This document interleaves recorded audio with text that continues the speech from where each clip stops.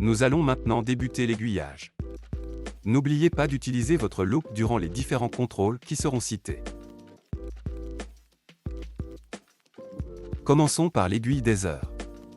Saisissez-la et placez-la délicatement sur le mouvement. Prenez garde à ne pas blesser le cadran avec vos bruxelles. Alignez-la avec l'index 12 heures et assurez-vous que le tube soit parfaitement centré sur la roue des heures.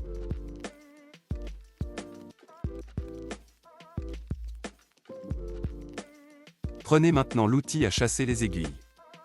Avec vos deux mains, chassez l'aiguille jusqu'à qu'elle soit à fleur avec la roue des heures. Restez parfaitement perpendiculaire pour éviter de glisser. Ajustez maintenant l'inclinaison selon les deux méthodes précédemment citées.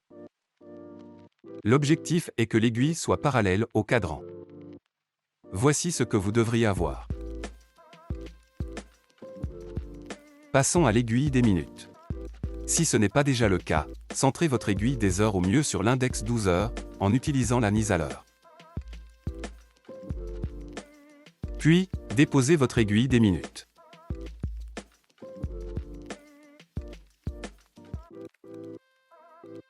Superposez-la parfaitement à la première avant d'exercer la moindre force. Vérifiez le centrage du tube sur la chaussée. Puis, chassez-la, toujours avec l'embout bleu de l'outil.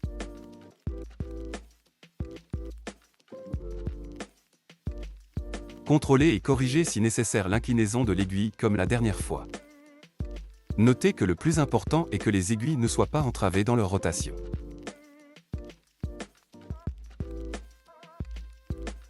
Vérifiez maintenant l'indexage sur plusieurs index du cadran.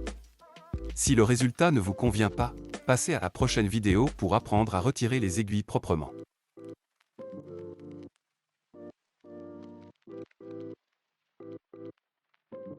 Sinon, passons à l'aiguille des secondes. Déposez délicatement l'aiguille sur le pivot, le tube doit tenir comme ceci. Ici, pas d'indexation, chassez l'aiguille à l'aide de la cheville de bois. Appuyez le moins possible pour éviter la casse. L'objectif est de chasser suffisamment l'aiguille pour qu'elle n'interfère pas avec celle des heures. Vérifiez avec la mise à l'heure. Remontez maintenant le ressort de barillet pour vérifier qu'elle tourne bien.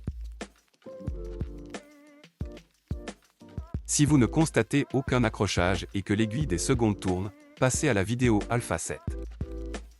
Sinon, allez à la vidéo Alpha 6 pour retirer les aiguilles.